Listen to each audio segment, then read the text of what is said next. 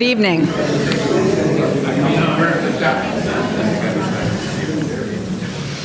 Good evening once more. My name is Hildy Friesen. A few of you have heard me say that more than once every week.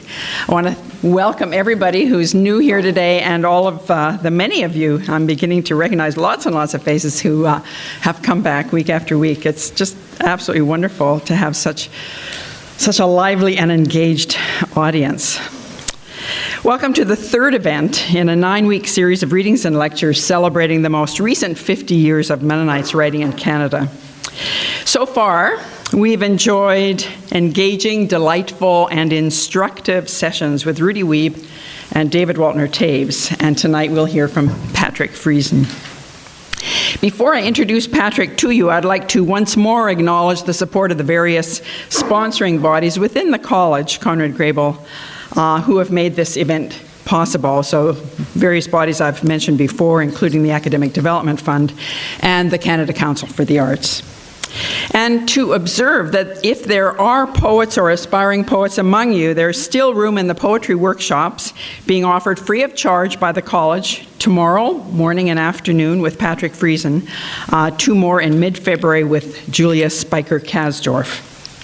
Registration forms are available online, and there are also some sign-up sheets outside the door on the table in the back. And I'd like to welcome you, too, on behalf of the college, to come back to Grebel not only next Wednesday, but this Friday for the annual EB lecture. Jim Pankratz will be speaking on Gandhi and the Mennonites at 7:30 in this room. As has become my habit here, I'd like to entice you to come next week with a little bit of an introduction to next week's guest, Magdalene Redekop, Professor Emerita of Victoria College at the University of Toronto. A specialist in comedy in Canadian fiction, she'll introduce her own lecture on laughter in Mennonite writing with an act of clowning, a brief one-woman drama called Sush Funk and Her Old Bag of Secret Shunt. Now, a few of you might know that last word, shunt, Low German for junk. And those of you for whom that word has no resonance will delight nevertheless in the pleasure Professor Redekop takes in remnants and distortions of her own Low German, or Plautdeutsch, native tongue. She once remarked that she, presumably like other Mennonites of her generation, who like herself were nurtured in one of the tight rural Mennonite communities of southern Manitoba, assumed that God spoke High German, Jesus spoke Low German, and only the scribes and Pharisees spoke English.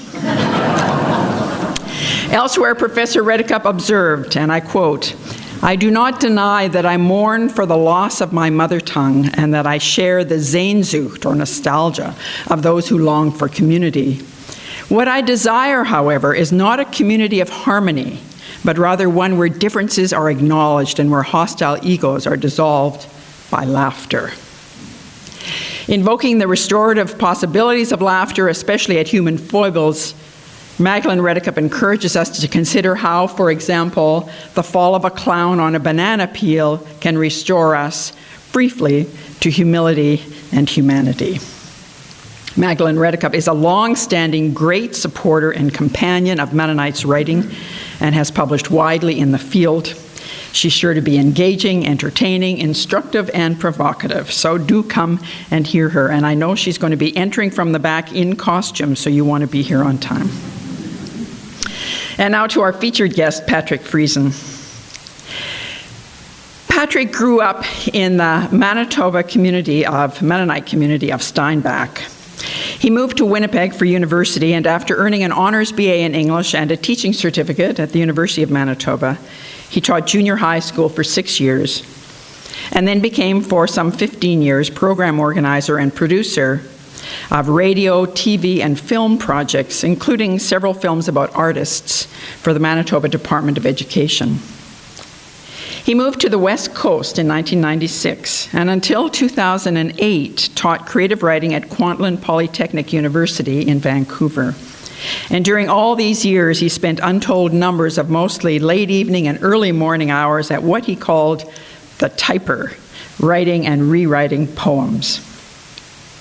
Like other Manitoba writers of Mennonite heritage. Patrick started his professional career as a writer with Manitoba's premier literary publisher, the small press called Turnstone, which published his first 7 volumes of poetry. From the early The Lands I Am, 1976, and Blue Bottle, 1978, through The Shunning, 1980, Unearthly Horses, 1984, and Flicker and Hawk, 1987, to You Don't Get to Be a Saint, 1992, and Blasphemer's Wheel, 1994. These volumes were followed by other volumes published by other publishers: A Broken Bowl, 1997, St. Mary at Maine, 1998, Carrying the Shadow, 1999, The Breath You Take from the Lord, 2002, Bordello Poems, 2004, Earth's Crude Gravities, 2007, and most recently, Jumping in the Asylum, 2011, of which he has several copies with him, should anyone care to purchase one later on and have it signed. Several of his many poetry volumes were nominated for or won national and or regional awards. Volume after volume was praised by other writers, major literary figures in Canada who declared, with Patrick Lane, for example, "We are blessed by these tireless, sweet words, these whispers in the dark." Or Don McKay, who observed that in Friesen's poetry, time and again, the reader is struck not just with amazement, but with gratitude. Or Dennis Lee, Patrick Friesen is one of the poets we cannot do without. Or Janice Kulik-Kiefer, this is poetry that matters, poetry that calls us home and calls to the homelessness within us. Patrick Friesen's poems have been gathered in anthologies and taught in university classrooms across the country. His work has been read on CBC Radio and performed by music groups, theater companies, and dance collectives. He has collaborated directly with significant Canadian dancers and singer-songwriters, jazz pianists, and through the active translation with other poets. In 2006, he published a volume of nonfiction entitled Interim, Essays and Mediations, where in the refined language of the poet he explored a variety of subjects that have occupied his imagination for a long time. The lives and work of Russian poets, for example, and the entrancing art of Canadian dancers, the haunting voice of Richard Manuel from the 60s rock group The Band, and his own Mennonite upbringing in rural Manitoba. And there was theater. Patrick Friesen's play, The Shunning, based on his narrative long poem of 1980, was first produced in 1985 at Prairie Theatre Exchange in Winnipeg. Other productions followed in both Canada and the U.S. The play was reprised in Winnipeg last year by the Manitoba Theatre Centre with ecstatic program notes by Mennonite poet Di Brandt. Another play, The Raft, premiered at Prairie Theatre Exchange in 1992, was later produced here in Kitchener at Theatre and Company. In 1985, Patrick Friesen organized something called the Missing Mennonite Cabaret at a restaurant in Winnipeg, the first celebration of the new Mennonite writing in Canada. In 1992, one of Canada's most influential literary magazines, Prairie Fire, published a special issue on his work. And there, fellow poet Di Brandt wrote in what she called a love letter to Patrick, her mentor and friend, and I quote Di Brandt, "So many things you taught us about language, how to ground the writing in simple words, Anglo-Saxon words, earthy words, avoiding abstractness, how to maximize the feeling in the words by concentrating the rhythm, how to engage with cultural and family memories by making enough space in the poems for anger and desire to speak to each other dynamically, how to draw on the speech patterns of the Bible and old hymns and rock music for inspiration and rhetorical power without falling into dogma or superficiality, how to locate oneself on the edge of a community, dangerously, precariously, the cutting edge, without falling in or out, how to live passionately in and for language, how to speak in a time so profoundly marked by alienation about love." Patrick Friesen now lives in Brentwood Bay, a village on Saanich Inlet, north of Victoria, British Columbia. He still teaches on occasion, and thankfully, he continues to write. Please join me in welcoming him.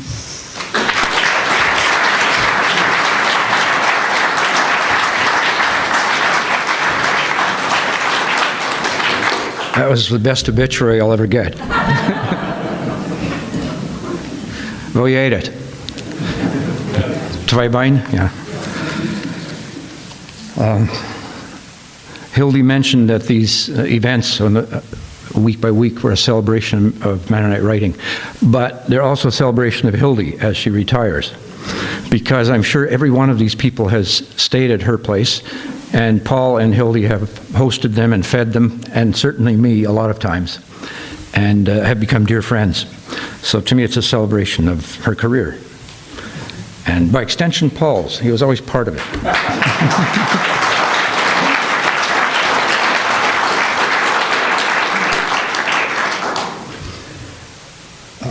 Get organized here. When Hildy suggested I come here, and I said, what do I do? She said, go over your career. So that's been the exercise, and that's been very useful to me, as I found a lot of things I didn't know I'd written, for example. And just suddenly seeing something that was written 35, 40 years ago, and it's connected with something I did yesterday. It's quite astonishing. On the other hand, there's some things that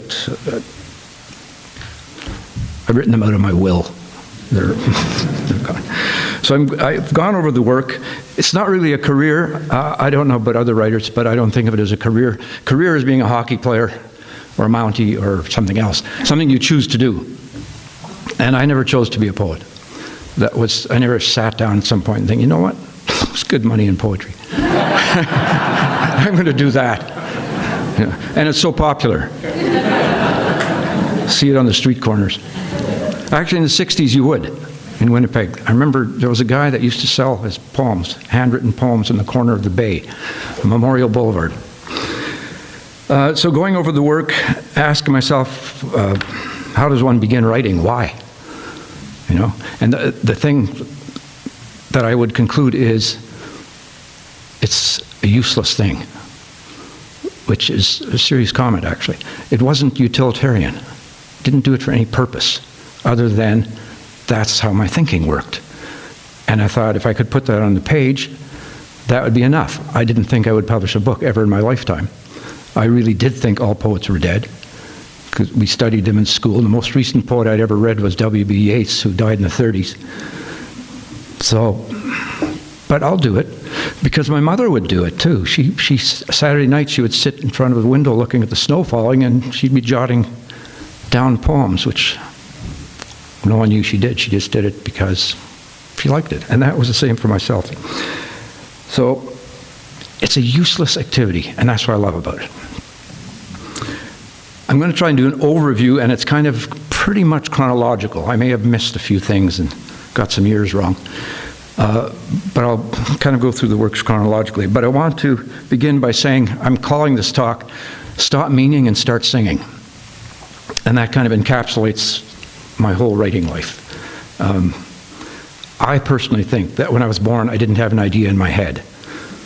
So what did I have? I had at least 5 gateways called the senses, and that's where I got my information.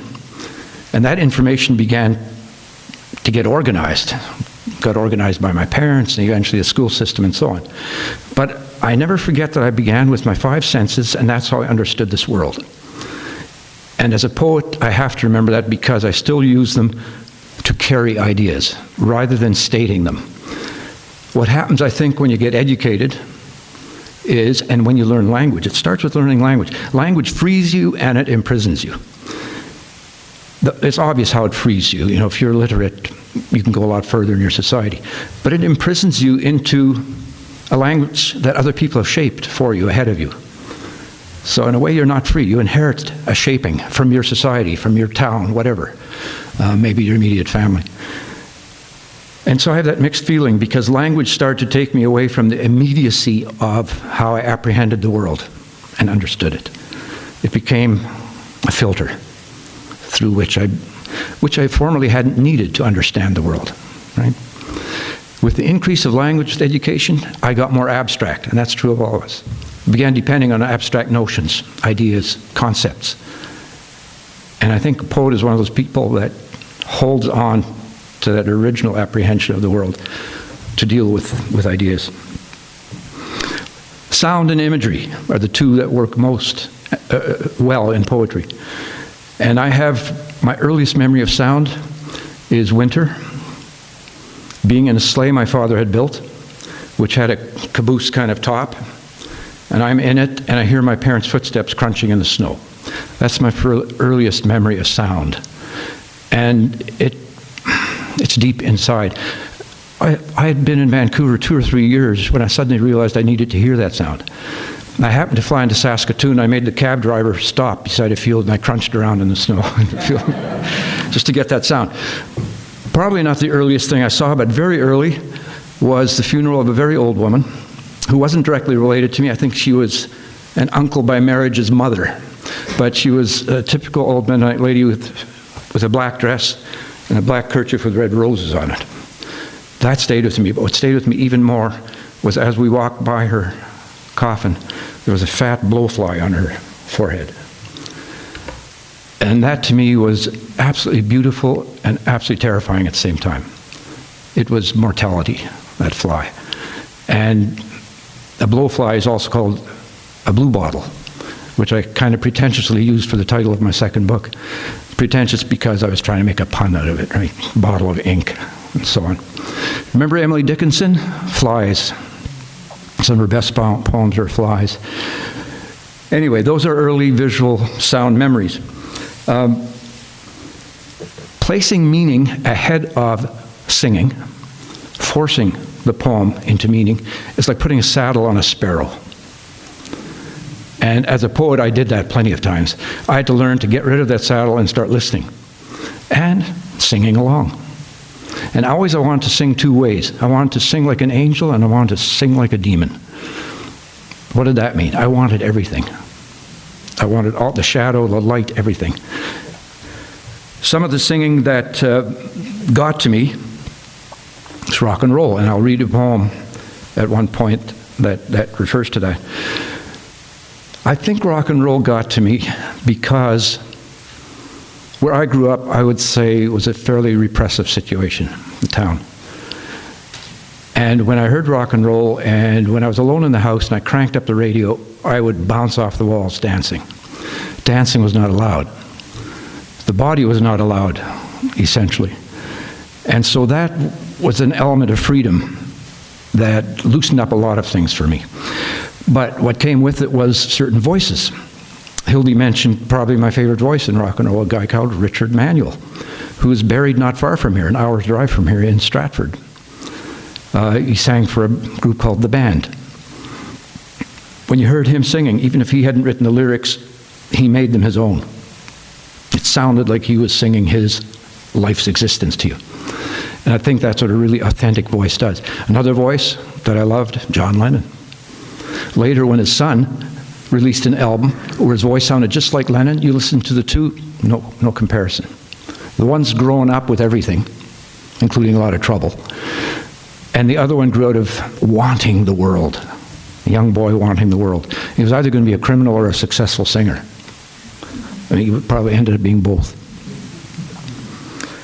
Tom Waits, and rest in peace, last week Etta James died, 3 or 4 days ago. She taught me how to phrase my poems when I read them out loud. I mean, she didn't teach me, she was an influence, as was Van Morrison. So the voice was always really, really important. And the rhetoric of sermons would have been the first, probably my first direction in terms of voice. Although I have to say most of the ministers in our church were pretty bad preachers. But occasionally there'd be a really good one, who actually took the trouble to use his voice for effect. There were instrumental voices. In the world of piano playing, you actually call it voicings, right? If there are pianists here. Bill Evans, if you don't know who he is, he's a jazz pianist, died in 1980. Really influenced how my long lines developed because of how he improvised on the piano. And another pianist that had an influence on me was Marilyn Lerner, a Toronto piano player, who taught me what voicings were. It wasn't hitting the note, it was how you hit it and how you played it. And I remember discussing once with the Bill Evans CD playing how something could go from your head, through your arm, through your finger, into a cold key, and get to the bottom of that key and do something specifically. And she said, that's voicing. Someone can hold it. She said, Evans can hold a note longer than anyone else I know. And he's not hammering it, but somehow he holds it. Anyway, so these are all influences. I discovered, too, at one point that we have a head voice and we have a body voice. And we use our head voice most of the time. And that's a voice that doesn't do that much for your writing, for me. All of this is speaking for myself. Singers are taught to sing from their body. Why don't we speak that way, too? You know, when I'm just doing an ordinarily talking to someone in the street, of course, it's almost like I'm talking through my eyes. But when you take the time to lower your voice, you read lower down. And you bring with the voice, your whole body. You don't just bring the abstract brain. That coincided with my developing a long line, because I realized the first poems I wrote were short line poems, and I did it just because everyone did that. And at public readings, I found I was not stopping or pausing at the end of the lines. I was just carrying on to the next one. So why is it broken up that way? I need to lengthen the line. The first time I tried it, the line actually went right across like that. And Prairie Fire was then called something else, Manitoba Writers News or something. And they published it in the middle, sideways, so that they could accommodate it. Then I had to learn what to do with that and so on. But I'll refer to some of that. I'll just end with this intro by saying it's the physical world that is incredibly important to me as a poet, the reality of it, and how images can carry your ideas. What did William Carlos Williams say? No ideas but in things. And Lorca, who's probably my favorite poet, said, a poet is the professor of the five senses. I'm going to read a couple of couplets from a guy called Archibald MacLeish. I discovered this poem about a week ago. Of course, I Googled it. And then I'll get into the main body of this. A poem should be wordless, like a flight of birds. A poem should be equal to not true. And the poem ends with, a poem should not mean, but be.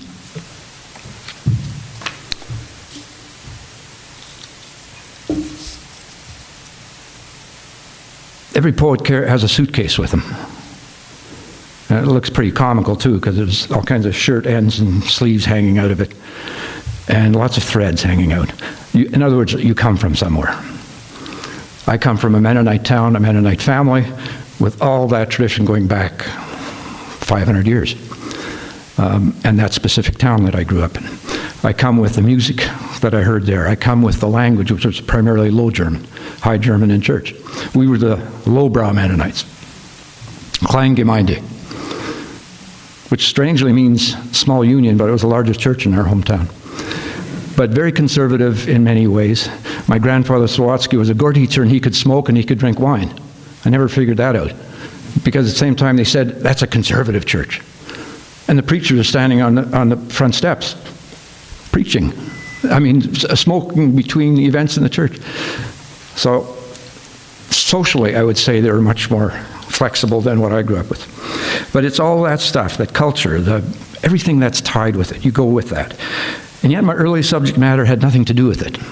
When I first began writing, like probably most poets, just general kind of poems. Until shortly before I got a book published. And when I realized, you know what? I have a subject. I'm walking around. I am the subject in a way. It's that whole suitcase full of material I have. And at that time, I didn't know a single Mennonite writer. I knew Rudy Wiebe existed, but I hadn't read him. On the West Coast was a guy called Andreas Schroeder writing poetry, but I hadn't read him either. So there were no real models for me. And I thought, it seems a small subject matter, writing that Mennonite thing. But in fact, it turned out to be rather huge. And I think it was Faulkner that said, you create a really small town and it's the world. Heritage, family, the prairies, and my grandfather's farm. Grandfather Friesen had a farm that figured in my life and does to this day. I still go there There's a different owner now, but she's quite happy to have me come onto the farm and look around. It's changed a lot since he was there. He grew nothing but rocks there, which I think gave it all that resonance. If it had been a successful farm, I think I would have forgot it. So I'm going to begin with a couple of poems from my very first book. The first one deals with, it's called Teutonia, which was the name of one of the ships that Mennonites came from Russia on. My great-grandmother came at the age of 4 from Ukraine.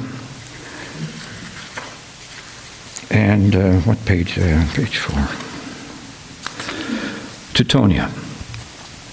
Riding the sea for 2 weeks toward the delivered land, engines grinding below.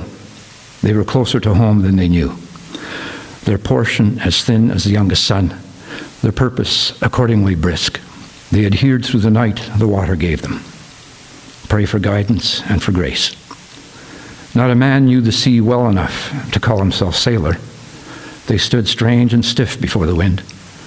Not a man knew the sea, yet they remained unwilling citizens in the slope and shift of the waves. In the morning, the smoke of a fog led through Atlantic deluge.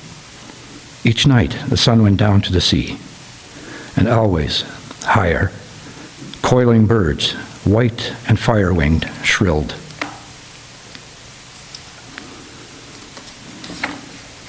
And the second one from that book, it's my grandfather on his farm. As I said, it literally grew stones. That was his most obvious activity, was loading up the stone boat and taking the stones to the middle of the field and piling them up. He had 2 horses called Barney and Prince. Once he bought a car, I don't know when he bought it, a Model A or a Model T. And apparently he got into it, lost control of it, and drove through his wife's flower garden. And he got out swearing in Low German, threw the keys as far as he could, and that car stayed there for the next 30 years.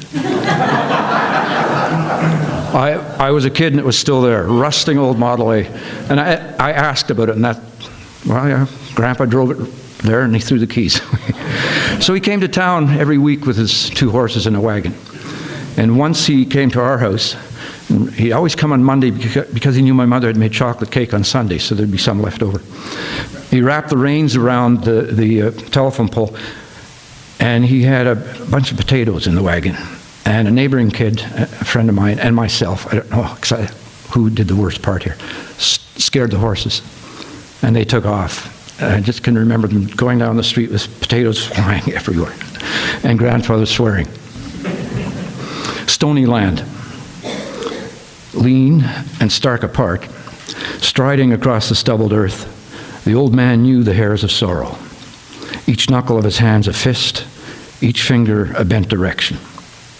He knew the plod of a slow horse with dust like chaff at its feet, the Sunday chat of hens making a stillness in the barn. And he knew the clatter of clay on a box where his woman lay. His mouth a wound, his voice harsh and his words graceless. He sat gaunt in his straight chair, unlamenting. It's kind of a prairie poem, for sure. His wife died when they were about 30, leaving him with 5, 6 children. The Spanish flu, 1918, 1919. And he apparently became a more bitter man after that, especially as his wife's family rejected him for some reason at that point. Blue Bottle is the third I will read from these early ones, and it's an issue that became important to me, which was my father's death when he was quite young. He was 55. And he represented a lot of things to me, including what for me was a very stiff and inflexible religion that he was very true to. And he was a man of impeccable integrity. So I had a mixed admiration and kind of despair in my relationship with him. It's called Blue Bottle. There you go. It's the fly again. He died on a stone pillow, his hand on a banister. There was nothing between us. For the moment, I was the staircase and the last touch. He, the debut between touch and ghost. I heard a blue bottle in the blind. The droning was summer days, chewing the stems of lilac leaves, the fall of yellow afternoons, suns glinting on the blue hood of our '53 Dodge, and Father hoisting me to the hot fender for a photograph. Sitting still, and Father brushing sandflies off my back. Between touch and ghost, while I heard time, everything happened at once.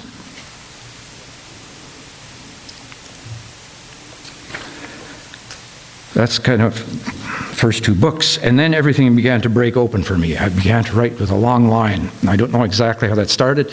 Big influence was a writer called Jack Kerouac, a beat writer, not his poetry, but his fiction. I read On the Road in the late 50s, and it felt like reading the Bible, actually. It's very similar rhythms, King James Bible. And the other influence, of course, was the King James Bible and the rhythms. So in other words, Shakespearean language. And I knew I wanted to tell stories, and I knew I wanted what we would call poetic still moments. How do you do that? How do you work with that? And this is one of the first poems where I began playing with that and opening the window and letting things that I didn't think previously were poetic in any way, letting them come in. Summer going on fall. My daughter is singing a song, and I still remember how she sang it. She made it up. It's all in the poem. I began bringing in everything except the proverbial kitchen sink. There's a reference to a Zero combat plane, which is a World War II Japanese fighter. And I think there was another reference I was going to mention. Anyway, a heap of cement blocks and a garden beside them. My barefoot daughter eats apples off the ground and sings an old story. The willow leaves are sticky from last night's fogging. Weeping birch, too, and strawberries, and the oak out front. I swat at a fugitive mosquito, honing in, suicidal as any Zero combat plane. The sun is a hammer, driving my head down on my neck, until my eyes glaze over with the ache, and I sit in a buzzing tunnel, not moving. From somewhere, my wife's voice says, "No strawberries today. The bees must have fallen in the fog. No strawberries rest of the summer." And I say the effect couldn't be that fast, but then why no strawberries? And my little girl's singing about when she used to be a little girl. She's only 3, which seems young enough to me. My wife points out the pruning she's done on the dogwood, and I notice through my haze how Japanese the dogwood looks, the intricacy of angles or something. Maybe a thwarted kind of economy. Whatever. The buzzing continues, and a cement truck rumbles by with its space capsule turning the foundations of another house within it. An acorn plummets, bouncing off the sidewalk into my lap. I crack it open. My wife says it's poison. I chew it anyway. Birds eat them, why not me? And still my daughter singing, "I used to be happy, I used to be mad. I used to be happy, so that's what I had." And as if at Carnegie Hall of men thrilled to every note and word, and she afloat on their applause, "Thank you, gentlemen." And the sun's got me, the world's reeling, and it's Christmas in my head. God rest her. God rest her merry.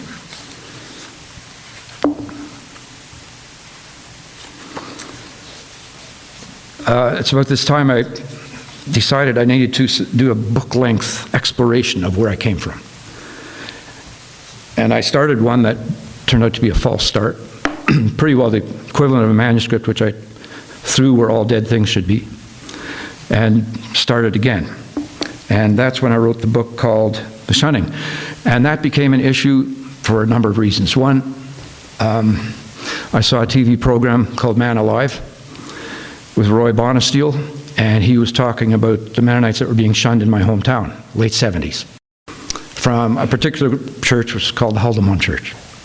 And what shocked me was to see my neighbor from across the street, quite a young man at that time, he was probably 35, and his wife, and they were in shock, you could see. And later I found out why he was being excommunicated. It was because he owned a motorboat, and he refused to get rid of it. So we excommunicated him for pride. And they asked his wife to shun him, and she refused, so she was excommunicated. So I didn't know what these people would do. I mean, that's all they knew was their church in that small town. They couldn't suddenly take off and live in Prague or something. And it occurred to me that that was a very violent spiritual act from a people who believed in conscientious objection and so on. I'd learned that from my father. My father studied his Bible during World War II because he thought he probably should fight, but the Bible wouldn't let him. So they gave him a choice, go to jail or work in a lumber camp for the government, which he did. So I had all that background, but how could you shun someone like this? So that started it off. And I had a dream or a waking image of a man lying beside a creek with one boot untied and a rifle lying beside him. Why, I don't know, but it was an image that stayed with me. And then one night I woke up and I had an idea, and I wrote 12 pages of dialogue between myself and the man buried in the grave I was sitting on top of. I think the idea of speaking to someone who's no longer with us and missing that wisdom and wanting to communicate it. Anyway, out of that came this shunning. And lots of visual images. I don't have the book with me, but the front cover has a gaunt face, not a relative, but a Mennonite man. I found it in the archives. The back cover has a photo of my father when he's about 4, and his mother about a month before she died of Spanish flu, and so on. That's why the visuals inside the book too, and they're kind of running through it. I tried to make it look like a novel. I knew that'd be the closest I'd ever get. Anyways, there's a little section, just a brief bit from the shunning. Johann and Peter are the two men. Peter is a character who has decided that if God is a loving God, he cannot possibly have a hell, which was once called the Denkian heresy in Winnipeg, in the First Mennonite Church in Winnipeg, where in the late 40s a bunch of people left because of this heresy, this belief. So he's had that, and he's been kicked out. Pride, he wouldn't give in.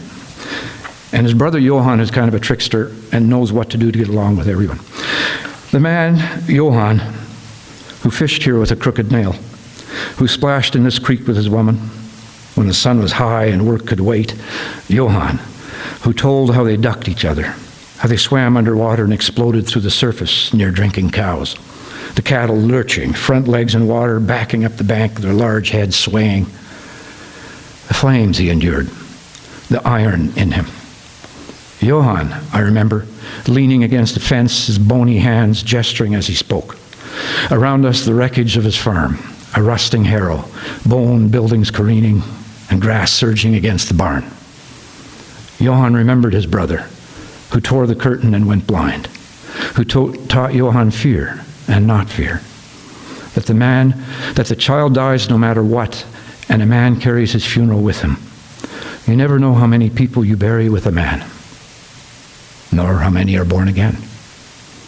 Come, said Johann, let's go back to the house. Ruth bakes bread today.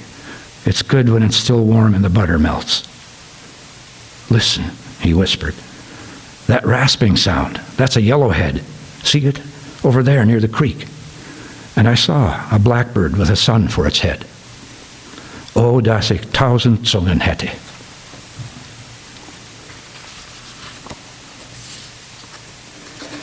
I found my family coming into my poems.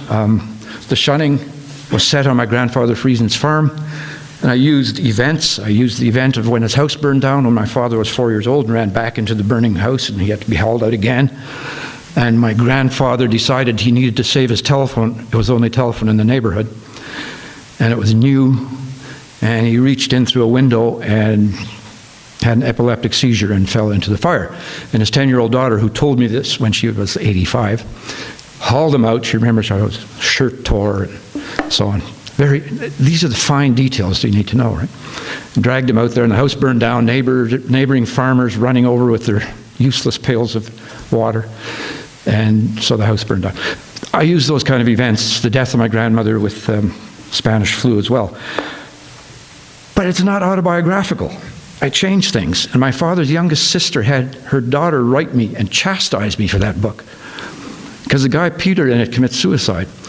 And the letter said, you know very well Grandpa did not kill himself. Well, of course I knew that.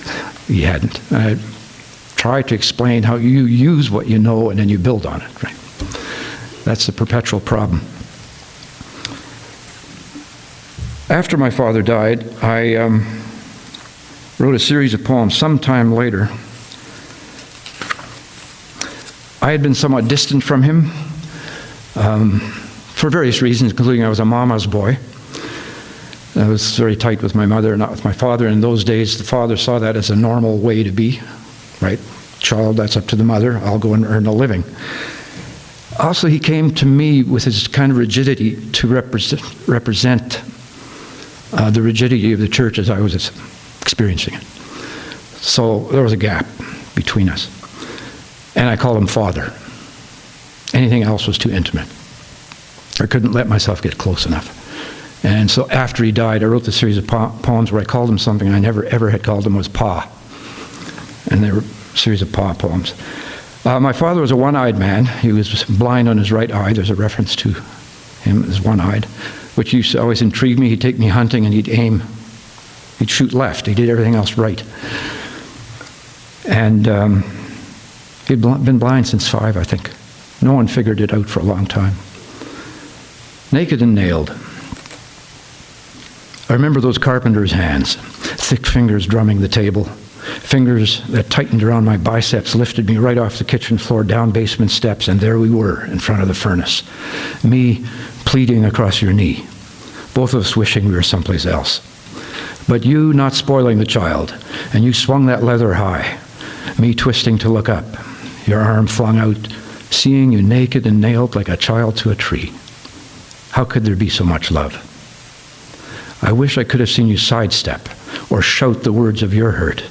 Even better, I would have loved to see you leaping on your long, narrow feet, howling and sweat flying from that fine muscled chest.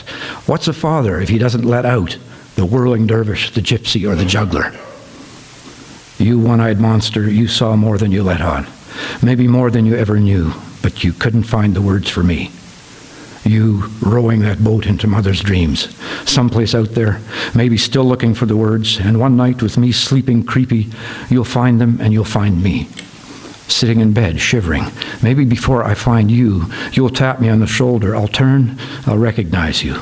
And see, you old dead man, how I start with my grievance and always end up with this goddamn love. But I tell you, that won't happen every time, or it'll kill me.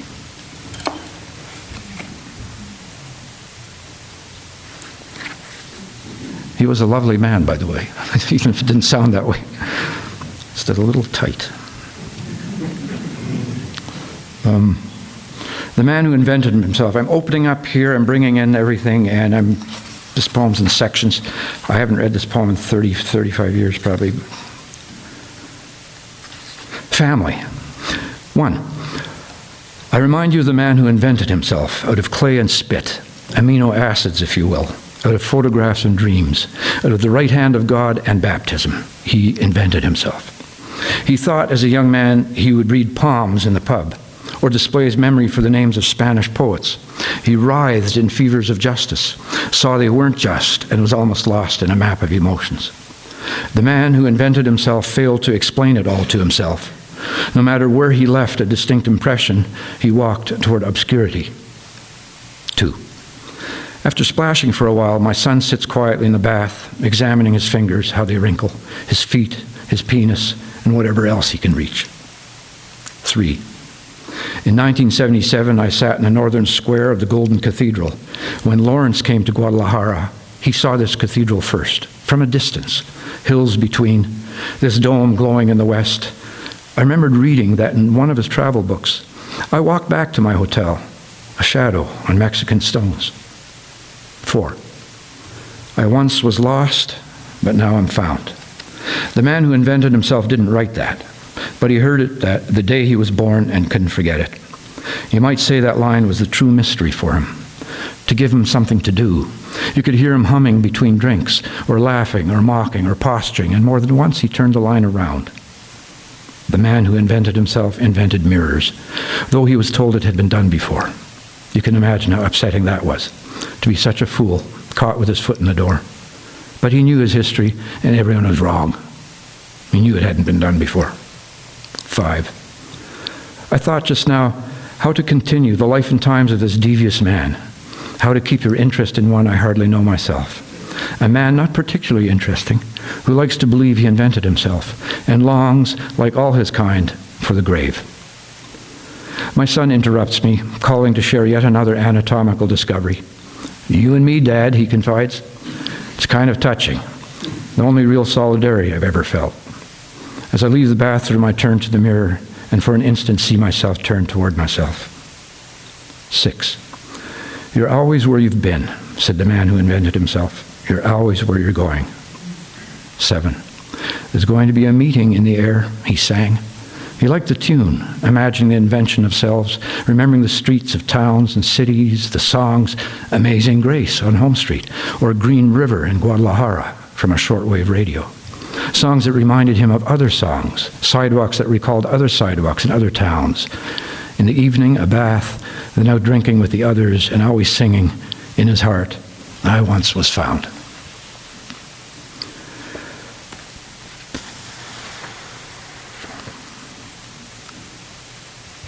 I don't like that poem very much, actually.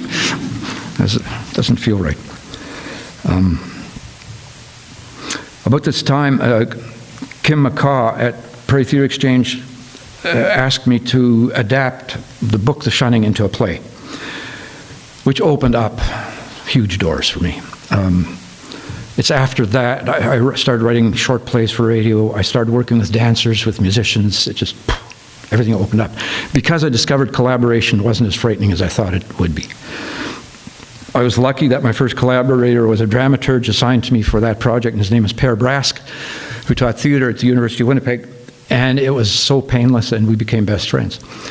So everything just got better in terms of writing. My long line was still varying between short and long, but I was slowly learning how to write a line that was suitable for how I read. And I eventually found that once I got to the long line, it actually duplicated how I naturally thought. So those short lines weren't how I thought. So why would I write like that? So that was all happening at this time. And a very big step for me, I began using language that I had thrown aside because it was religious. I remember it took me several days before I used the word Lord in a poem. And it could mean so many things, of course.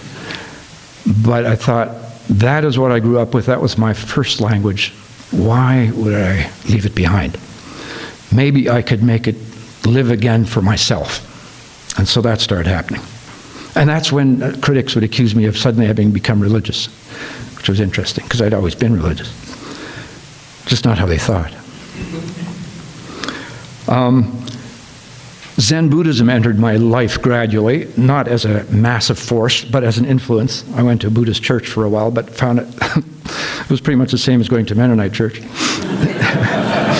You still had a guy in a suit preaching.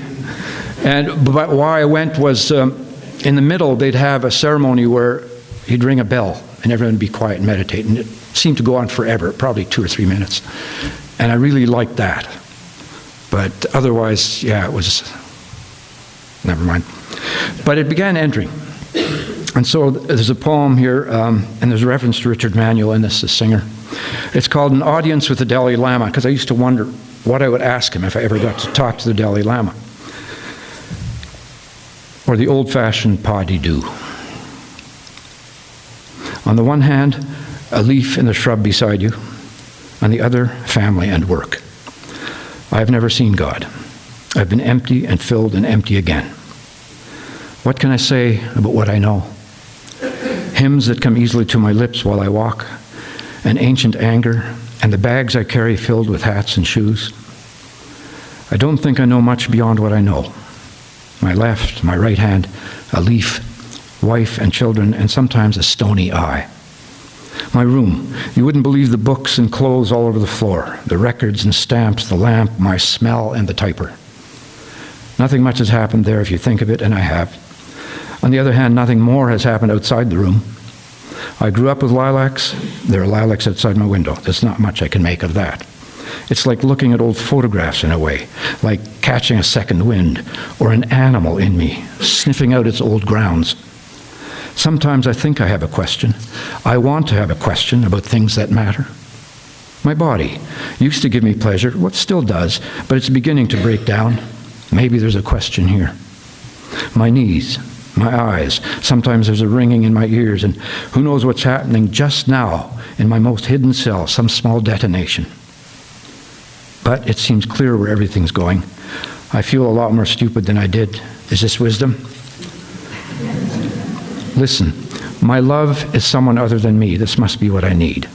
She goes on journeys. You should see her walk toward the clearing, trees making way. You should see her in her wedding dress, the hem wet in the grass. You should see her when she drops the armor of her veils. When she's away and it's late, when I crawl into bed, I find she's dressed the emptiness beside me with her gown. All night I'm restless. I wake when my hand finds silk. My legs want to wrap around her. No bed has ever been this empty or so full. It feels like God. A man can't say what he is, that he needs to rut like a plow knows earth, that he loves it. That he bends his knee to words, he loves this too. Falls insensible sometimes for the beauty of memory and ruin. Sir, Richard Manuel died a lousy death, hanging there cold as a fish. I can't explain it. Just listen to any of his songs. Just listen to how pure and sad a man's voice can be when he wants paradise, but his arms aren't long enough. Some voices belong to everyone. The boy in me doesn't like conversations. He's busy, wants to be free. A word for what he remembers. He could have said captured, surrounded, or surprised. He dreams time before love, when he could sing the words. Didn't matter, only the voice he was. But the man in me accommodates love and loss, contemplates smoke and mirrors from a distance. He moves toward religion like prey to the lion, a leaf to earth, or a fish to the hook. Does the prey feel ecstasy as it kneels into the lion's need? Its stem hardening, does the leaf desire release? No, I don't look for answers. The questions are old and will grow older. I want something other than rhetoric or ritual, maybe a gesture. My devotion to the Lord is imperfect. There's some fight left in me. I may be hooked, I am not landed. What's there's my room, my hands on the typer, my eyes, we used to say, what's the diff? My children chewing at my knees, my wife smiling through the window, where's she going? Or is she coming home? She loves me not, she loves me.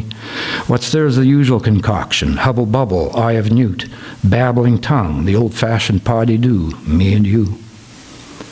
Sometimes mother's on the phone, do I love her? Yes, I do. And I still have Father's hat. No, I haven't seen God. I live with angels, some fallen. My wife sloughs her gown, my pants at my knees like some clown. My son with his otherworld eyes, you could never know them or their danger. Or my daughter's prayers at night when everyone's asleep. This is a way she speaks. And this is what I know, what I need to know. I want to redeem love before it does me in.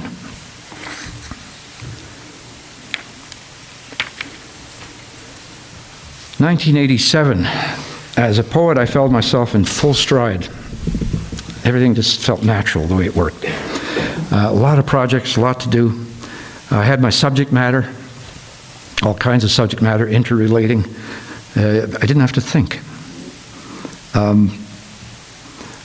I worked on a dance with Stephanie Ballard, who was a choreographer in Winnipeg at that. Well, she's in Winnipeg again.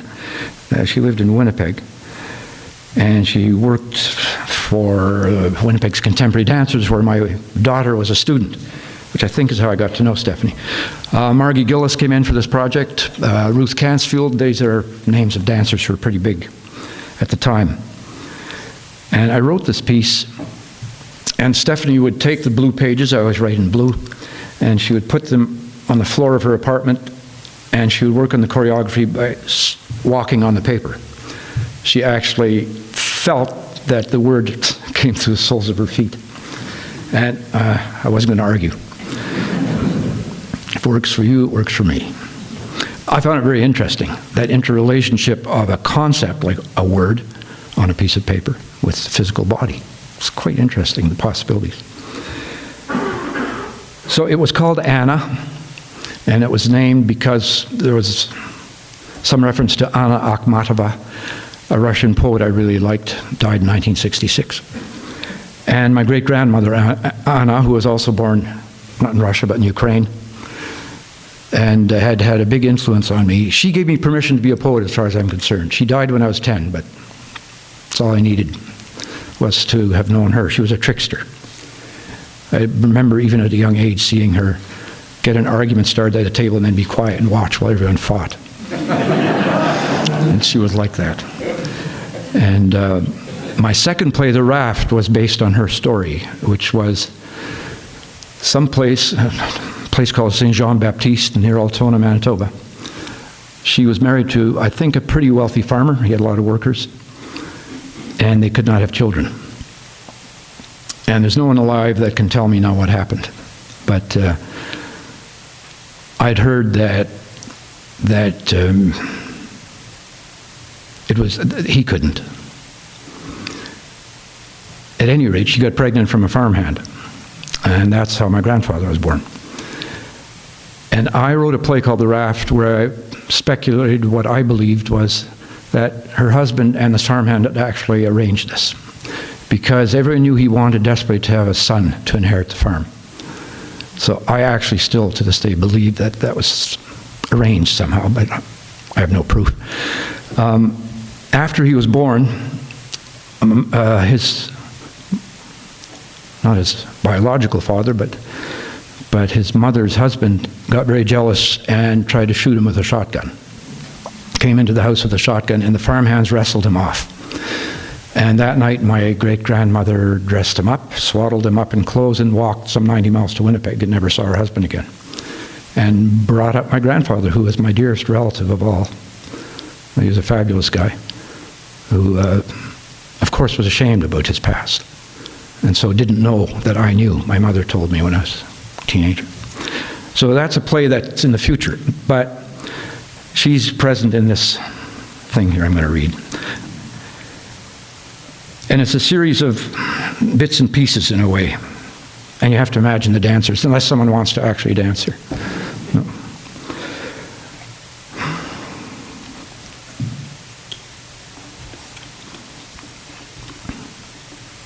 You dig anyone's family, you've got interesting stuff.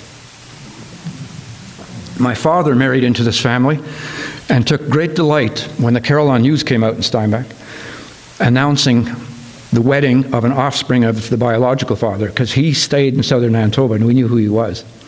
And he would say, "Do you want to go and visit the Yeshvista?" Which is, of course, biologically true, but no other way. It's funny, if that had been his family, he would not have found that funny. It's always funnier when it happens to someone else. And of course, as a grandson, I love it. It's a fabulous story. It makes me admire my grandfather and his mother all the more. She existed, years later, she came back to the territory, her husband had left. She washed the floors of the town hall and things like that in the Altona area. And always had a huge garden to feed her family, her son, and then when her son grew up, my grandfather, and had children, she was still gardening for them. And my mother tells me a story that she would do the laundry of a lot of women in town. So one place where the rich and the poor met. And one thing my mother said they learned was never to praise anything of hers. Because once a woman had praised her dress and she had gone in the other room, took it off and wrapped it up and gave it to her. Which she would do apparently. If you liked something, it was yours. I remember she had a big chest full of porcelain and things. Let's say it was 1958. Sail Along Silvery Moon was on the radio. It was Sunday afternoon in July. I remember the river and swallows swooping low over the water. Silver medallions fluttering on their chests. The Catholic boys ran along the springboard and jackknifed into the Seine River. There was something ominous about the muddy water, like a dream.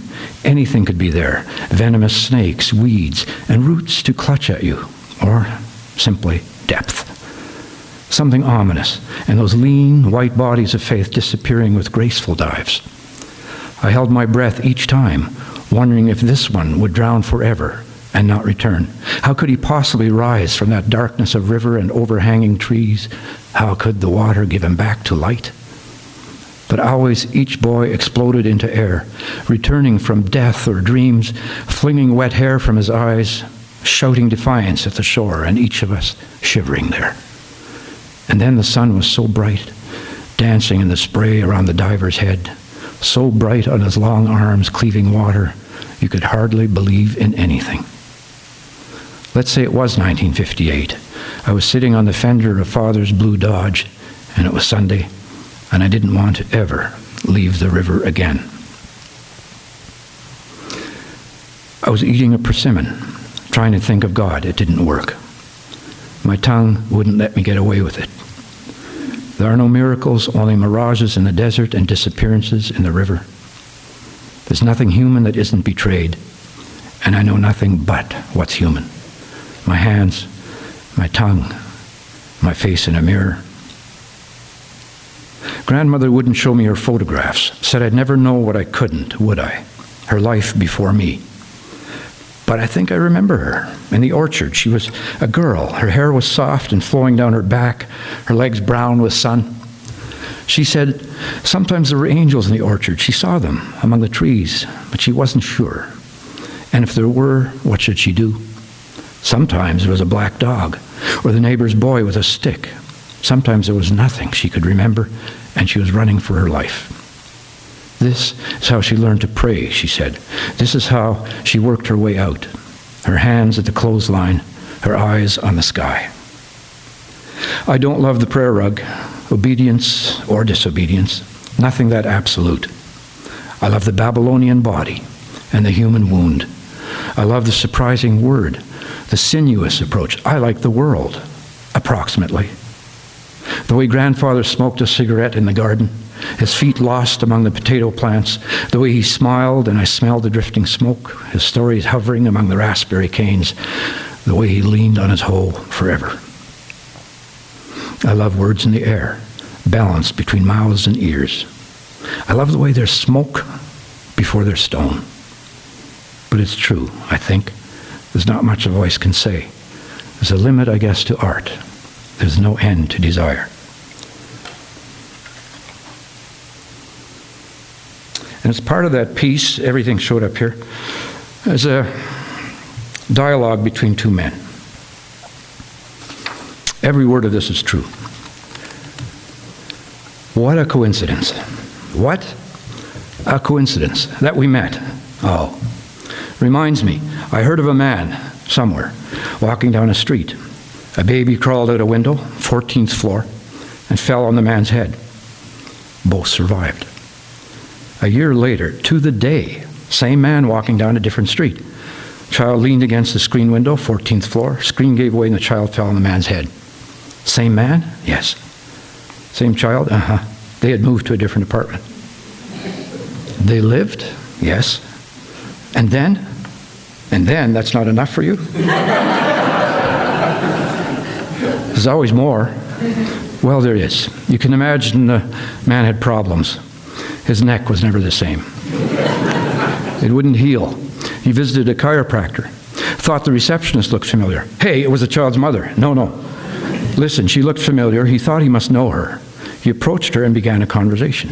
Before long, they realized they were twins. They had been separated at birth and adopted out in different cities. Let's say their names were Bob and Linda. Well, Linda had married a Bob and Bob had married a Linda. They each had two daughters with the same names. What about the child? The child? The one who kept falling on the guy's head. Well, many years later, the child was a teenager. And the man, Bob, was desperately ill.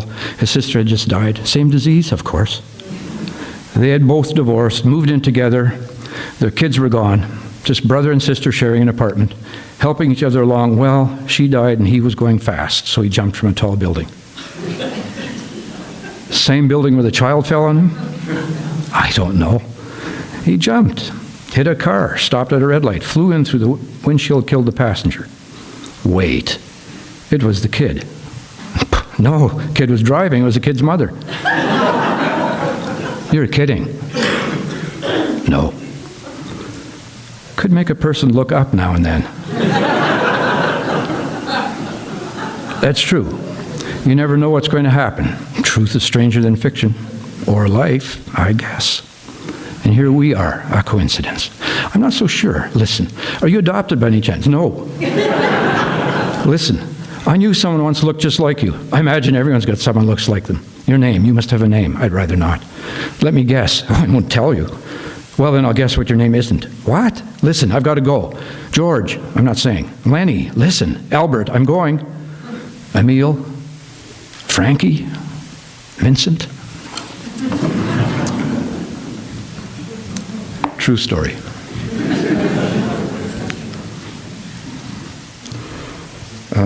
Continuing with what I would now call my long-limbed loping lines, they felt like, this is really, don't tell anyone, okay? Those lines felt like a long-legged woman,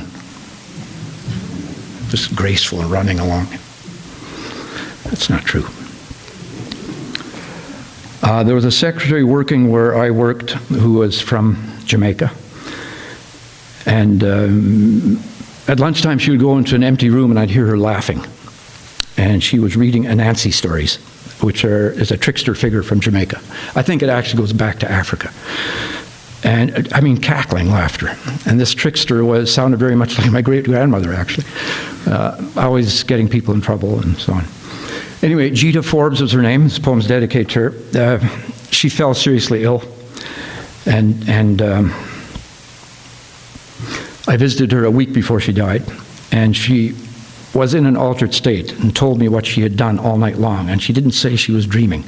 She was holding up a mirror, and some hands were reaching to grab the mirror from her. She did that all night, she said, and she knew that was death. So a woman from Jamaica. I wrote this in that week between that visit and when she died. I don't think it's too much to ask that for a moment every wound heal and stutter toward silence. I don't think it's too much to ask for a hesitation of the highball thundering through our veins. Let's say we can halt fear. Let's say this room is enough, that all streets and rivers flow here, that all gods drink at this bar. I know a woman from Jamaica who tells Anansi stories. She's laughing like a mischievous child. I know a woman who could outleg the Obia man, and she has, who could walk water, and she will. Tonight's her final dream, what each of us will dream, the world loosening and shifting like catastrophe, but it's only a single death. Is the music loud enough? Can you hear it on your skin? Are the chairs and tables dancing? Is the dolphin diving in? A woman is dying. When she takes my hand, I feel the chill of the cold mirror she has held. A woman is dreaming annihilation. Hands reaching and rapacious, wicked hands that harass her. They want to break the mirror. She raises it high above them with her thin arms. She knows what this is, this encounter with the end. She has never stood a longer night. When it's over, she says, when Jehovah has come, and the mirror whole, she'll see what is left, her long body in death.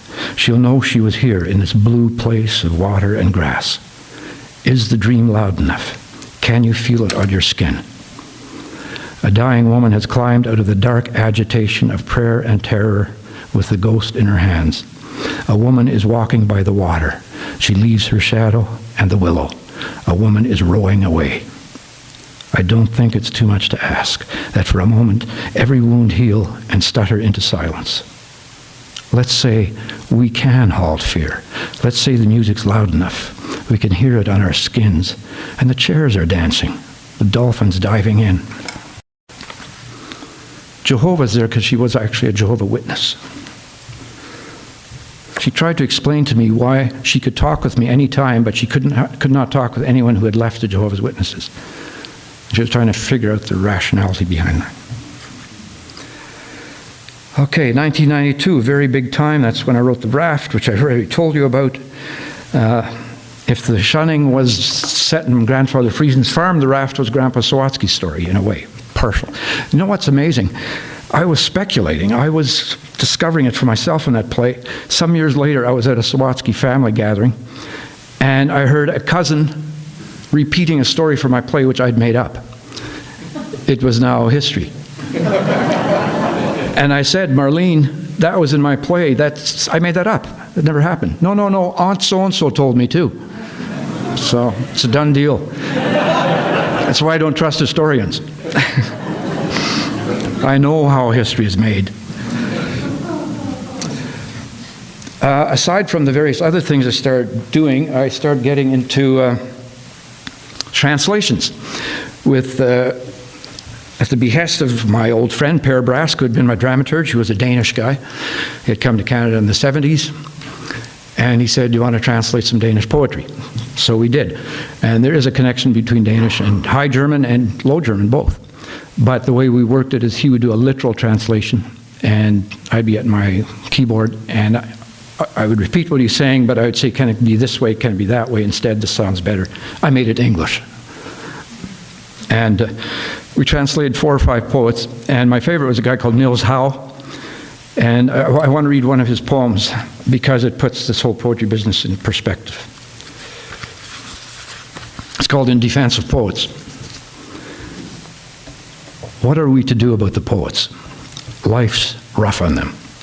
They look so pitiful dressed in black, their skin blue from internal blizzards. Poetry is a horrible disease. The infected walk about complaining. Their screams pollute the atmosphere like leaks from atomic power stations of the mind. It's so psychotic. Poetry is a tyrant. It keeps people awake at night and destroys marriages.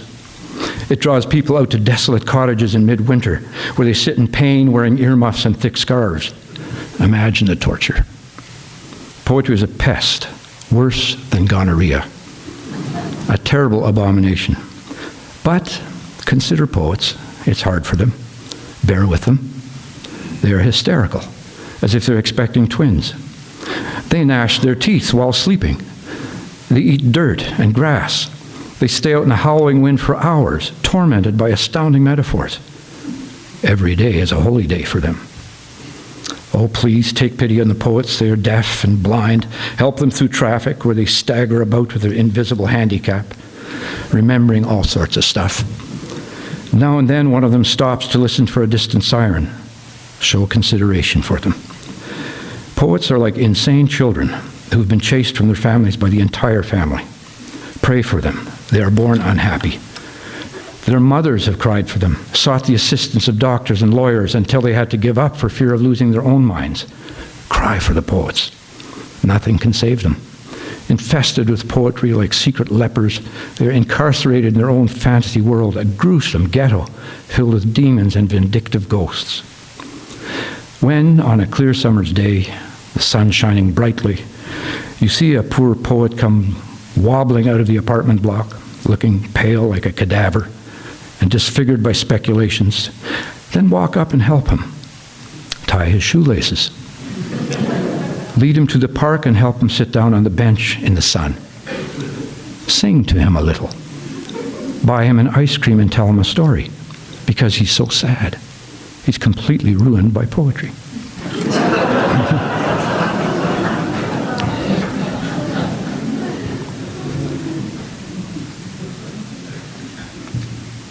Okay, I wrote a book called The Broken Bowl, which came out of several things, including I suddenly got very, very annoyed in those years by the smugness of Brian Mulrooney on TV. And it led me to thoughts of violence. And so I began exploring the history of violence in the human race. And my daughter had left, she had hitchhiked to Central America. She was an anthropology student. And I started reading her texts and realized that's what I should have gone into actually at university. I really loved them. And I loved the whole thing of the dig and finding bits and pieces of our ancestry. I mean, really far ago, long ago ancestry. So that combined with the fact that I was also interested in Anna Akhmatova, the Russian poet, had written a lot of fragments because she lived under Stalin. And so some things came out. Sometimes a couplet would show up in one poem, it would show up by itself someplace else, and it would show up in another poem. It's like these little bits were looking for a home. So I wanted to work with fragments, and that's kind of all the background to it. My Broken Bowl, I'll just read a few short parts of it. Going down, Earth's diary, its broken bowl and ashes. Going down through shell and leaf and debris to initials on the stairs. Going down the ladder, breaking into an empty house. Going down to the world's mouth for an echo of the first orphan. Going down in an easy death, a raw word in the star's cave. Where is the desert warrior? The city groans with anxiety. Who will deliver us from misery, from our small laws and gods? from the disease we wallow in, from our schools and work lines. Who will bring fire from the desert?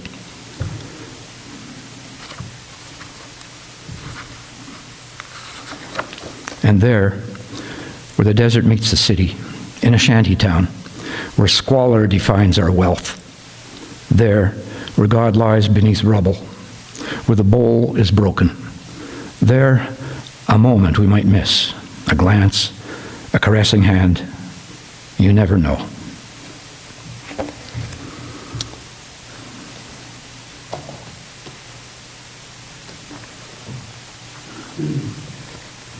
There was a guy in my hometown whose name I never did discover. I asked people, and some don't remember him. He was a very old man who wore a long coat and walked along gravel roads. A lot of them were still gravel in those days in my town, and collected stones. And he'd look at them and chuck them back or put them in his pocket, and sometimes he'd lick them, which intrigued me. And I realized later he was looking for the color in them, right? The way I've gone to seashore sometimes, wow, that's beautiful. I'm going to have that on my desk. When I put it in my desk, it's just a gray stone because it dried up, right? And I began to speculate many years after he died. I saw him die. He had a heart attack right in front of my friend Ralph and myself. He just spun around in a circle and fell flat on his back. Beautifully located between the Lutheran church and the undertaker. Hard to believe. Anyway. And I wondered what he was, his connection with stone and with the earth. And the man who licked stones. The man in the long coat licked stones, memorizing the world's first fire on his tongue. He didn't have time to speak, though he had nothing else. He hadn't come to words.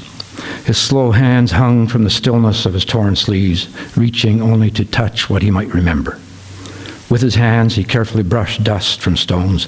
With his tongue, revealed their rose or cobalt blue. He walked outside town on gravel roads. He walked outside love, too close to worship to say. Around him, earth's rubble and striations, sign and witness of the forge he longed to find. His mouth craving volcanoes, the taste of ash and rain. His mouth ground stones in his sleep. I thought he would vanish one day, spellbound in his cellar among the coal and roots. I thought in the end he might walk into the river with his heavy pockets, but there was no such privilege for him. With the years, I forgot him, or he became a shape I couldn't see, wandering around town. I don't know if he took form again or if it was time for me to see, but I did see him, merged like a photograph in its bath. He was walking past the church. He reeled suddenly with a stiff-legged pivot and fell straight on his back. No one falls like that. The body in surrender to gravity. No one falls as if nothing matters, and nothing did. His eyes glistening like wet sapphires in snow, his dead eyes looked through us, seeing their way into stone.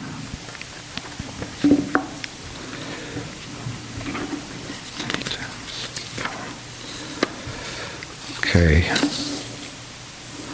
I'll read one clearing poem. I wrote a bunch of clearing poems. Clearings are an important concept in the prairies. I don't know if they're here. My mother has a piece of land that has a clearing, and I love to go there. And I once asked Patrick Lane, why is it that animals never walk into a clearing straight? They always circle for a bit. And he said, because they're afraid of the clearing. So they circle to see if there's anything in it, right? Any danger, and then they enter the clearing. I think that's true. Anything could happen in this clearing. I even had Bill Evans playing piano in it at one point.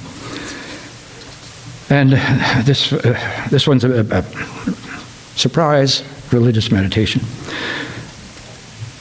When God tears at your heart, or you think that's it, you want that to be it, angels perhaps, or demons, when you need something to shape suffering, something to hold it with intention, when the night deepens and you stand slow and waiting for your eyes to take in the trees, when you make your way through deadfall, scraping your arms on the knuckles of a poplar, when the clearing flares with light, the moon's brilliance carefully milking the thistle, when the stone pile glistens and cools, sun's heat rising into the lowering sky, when nothing, my God, happens, nothing in the vastness of your small, rash living, when you have to laugh at the end of yourself, at the God you think you've reached, when you crouch at a cold Bethlehem as a constellation wheels across the clearing, when the offering you brought lies scattered at your feet and the only gift, a broken heart. When you watch, as you always have, from the edge, suddenly aware something breathes behind you. When you fear the darkness of bush, the animal there, but no safety in the clearing. When you find the body of the child, struck down in its ecstasy of light and lamentation. When you step into the barefoot prayer at last. When you pass into the open night. Okay, I worked with Marilyn Lerner. If you ever have a chance to hear her, she lives in Toronto. She's a brilliant pianist, mainly known for being an improvisational pianist. But I've heard her play country music. I've heard her play with jazz combos. She has probably a dozen albums out. I have one of her playing with Cuban musicians in Cuba, jazz musicians. She and I have worked together over the years and gone to jazz festivals and so on. And I've spent a lot of time with her and learning what she does with piano. She can improvise incredibly. I once in her living room, read a poem, and she played with me, and it sounded quite fine. She pointed out that she had played a note for every syllable I had just said, and it all made sense. So she's quite astonishing. And once in a while, when the situation's right, I will improvise with the language too, which is a lot harder than improvising music, actually, because you have to denotate a meaning, right, for people listening. It can't just be nonsense sounds. I guess it could be, but you might not be satisfied with that. So we've made a few CDs, and I'd like to play, I think because of the time limit, I play number 10. And what this is, don't put it on quite yet. Marilyn Lerner is the musical director. She's the pianist. A woman in Vancouver called Peggy Lee is a cellist. And my son is on percussion. And it's all improvised. We never did this. That's the whole point. We do it first, for the first time. And as you can probably tell, I start improvising on the words too. So if you can crank it up there.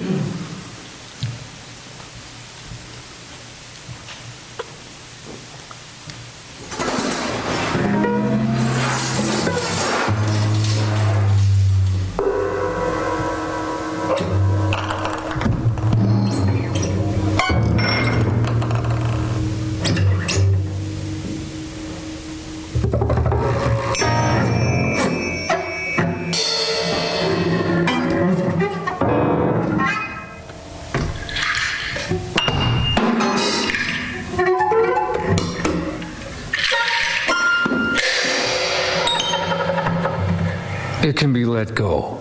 The thin smile and the dark suit. The dark suit, that memory. And the thin smile, how easily it can be let go when time comes. It can be let go at dawn, as the body warms. As the body warms at dawn. It can be let go at noon, the crow looking down from the streetlight. Or with the drone, it can be let go with the drone of lawnmowers in the evening. It can be let go so easily during the sleep of the dream. In a moment, during the sleep of the dream. It can be let go in a breath. The thin smile and the dark suit. The body warming at dawn, and that crow looking on.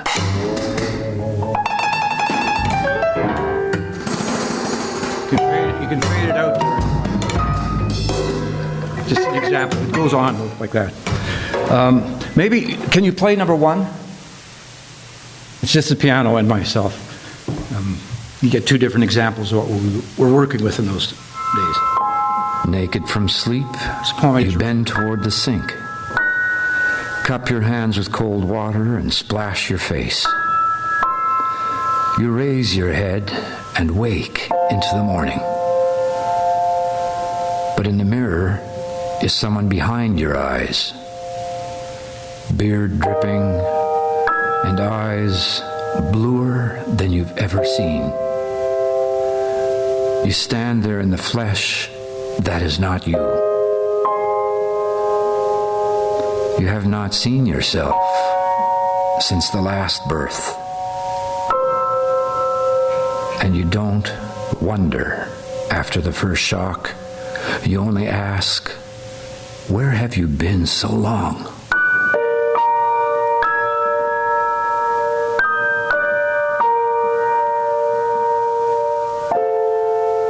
one face you touch, and you reach for the other. You are standing in a room in the world when the door behind you opens.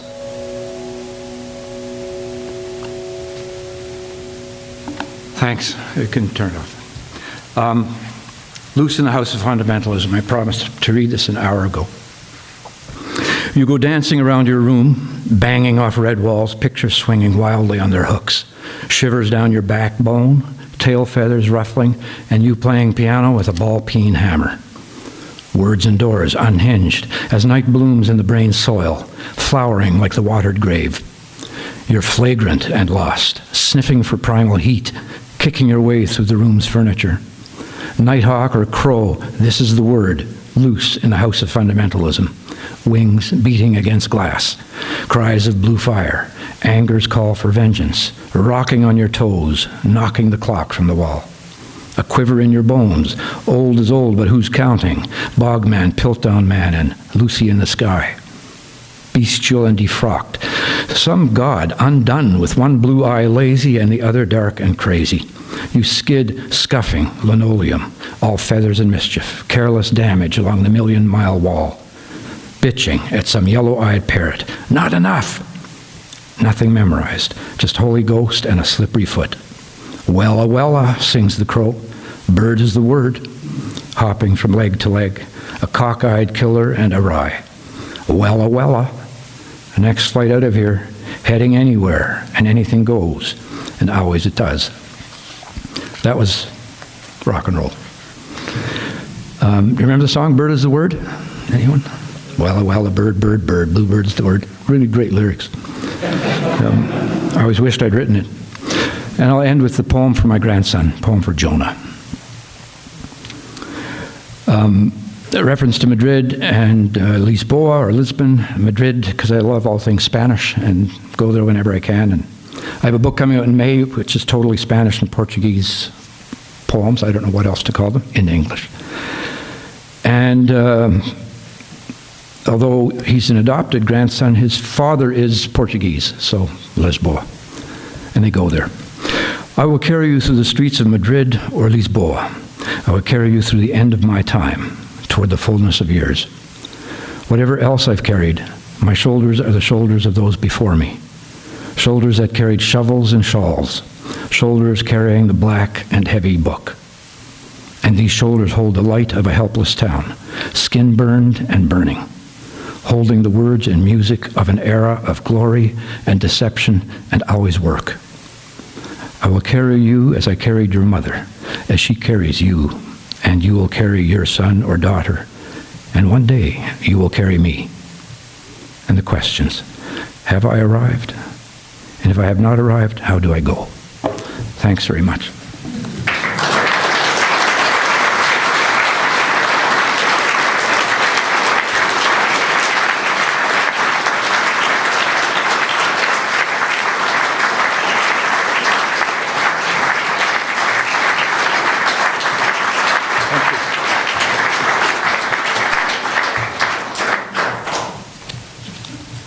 Thank you so much, Patrick. It's always magical. And I love to hear him talk about it. Some of you might have questions or comments that you might want to direct to Patrick. Like a good Mennonite, get organized first. Any comments, questions? Or? Yes? I was intrigued in one of the first poems you read by your reference to the horse Barney. And we had a horse called Barney too, and we lived in Saskatoon, and I'm just wondering, we said same horse.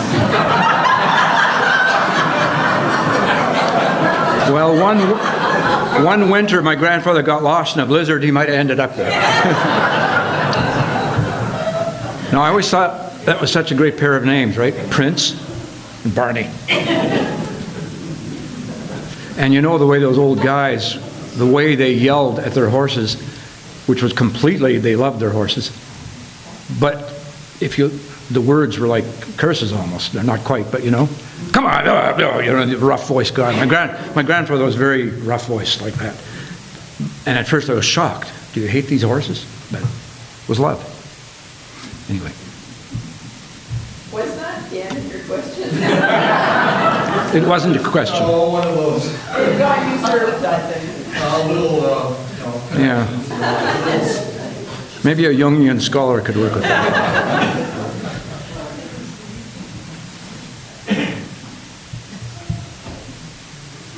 Other comments or questions? David. When you told the story about the man who licked the rocks, Yeah.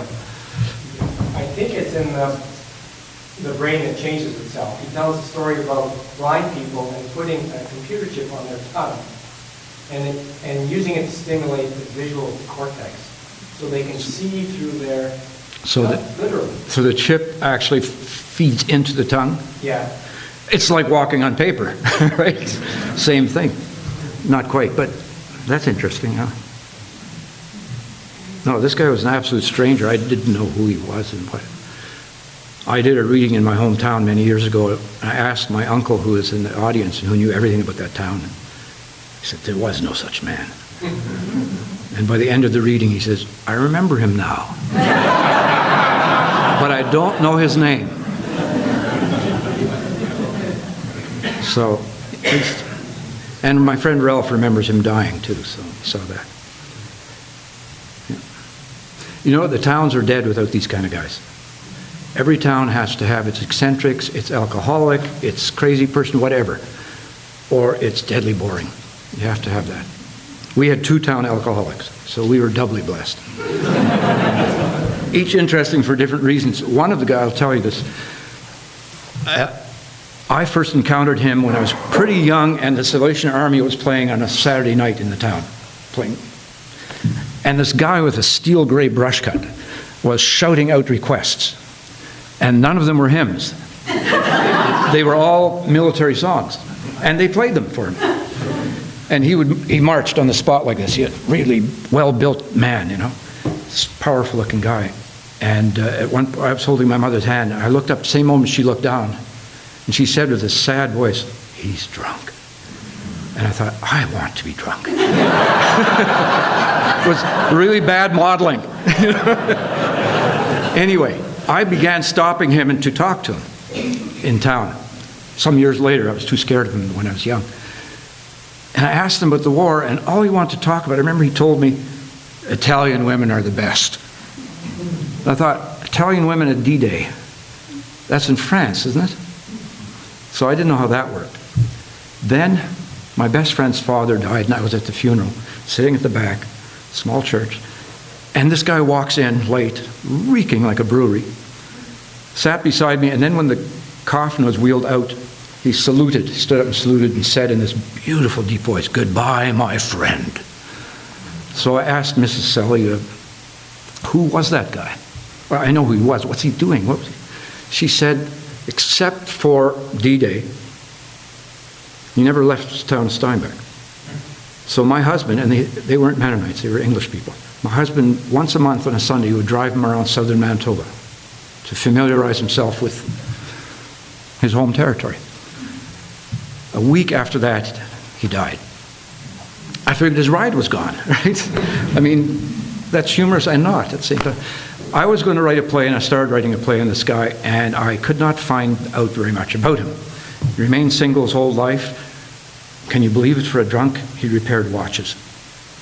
How do you do that? Swiss timing. And I finally found a legion in Winnipeg that knew him, and he said, what did he tell you about how he got wounded? Oh, he walked with a stiff gait. And I don't know if he told me, but the story was that he'd been shot in the leg when he landed at D-Day. The guy said, you know what happened? He didn't even carry a rifle. He was an engineer. And he landed right after the soldiers landed, and his job was to build bridges that were bombed over the small rivers so the soldiers could advance. Very dangerous job, actually.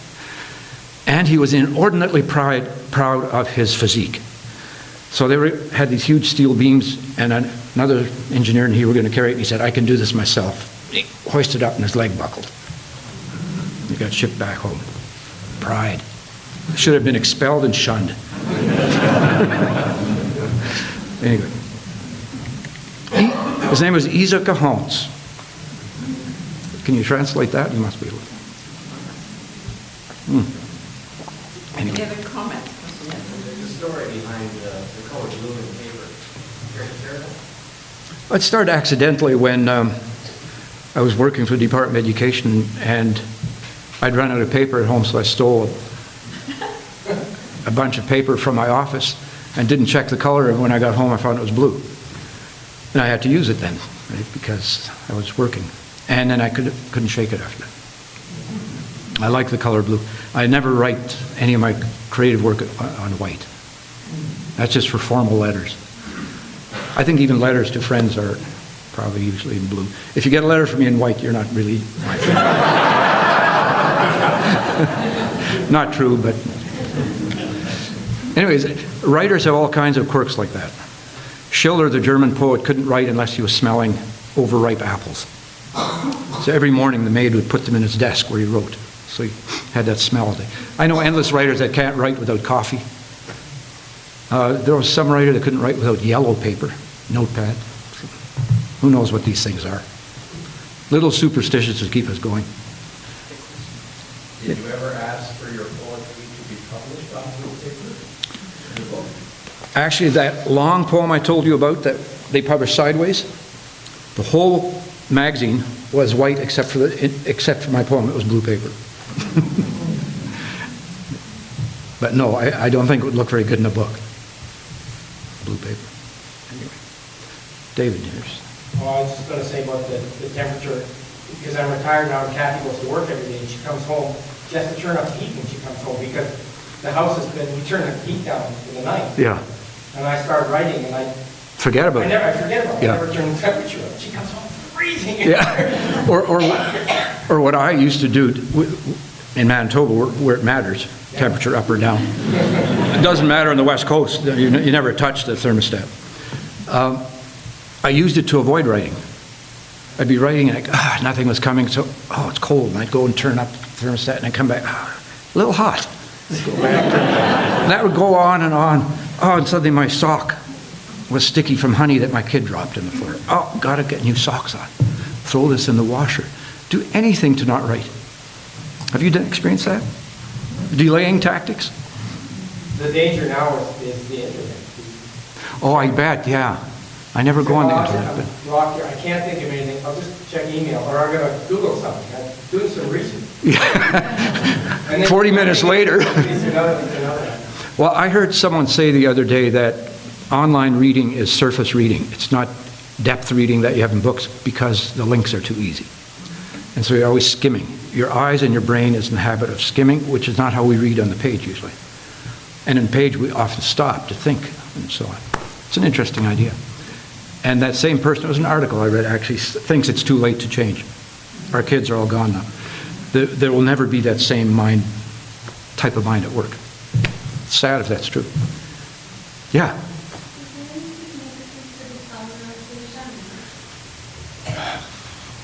Yeah. They didn't want it read, and I did. And I wanted it read because, as I said before, I thought it made it look a bit more like a novel, I thought. And because there was a suicide and a lot of passion in there. So the color red, I thought, would work. I like the color red anyway, but I have a red door at home. And yeah. So, yeah, that's why I chose that color. That's the other thing. I've always been involved in all my covers from the first book on, to varying degrees. At the beginning, they were slow to let me do very much about it, but my last 5 books have all been designed by my daughter, who's a book designer in Toronto, freelance book designer, and we work very well together. Now, what about the title of The Shunning? The Shunning. That wasn't your original. No, that's right. I had an initial title that was called Tomorrow It Gives Rain, which I think was a translation from a Low German thing I heard my father or my uncle say. Moria, you have to rain? Would you say something like that? Tomorrow gives rain? So that was my working title, and the publisher actually said, you should call it The Shunning. I said, that's too obvious. And it is too obvious in a way. But it's catchy, they thought. Yeah. Anything else? Yes. You're talking about distraction.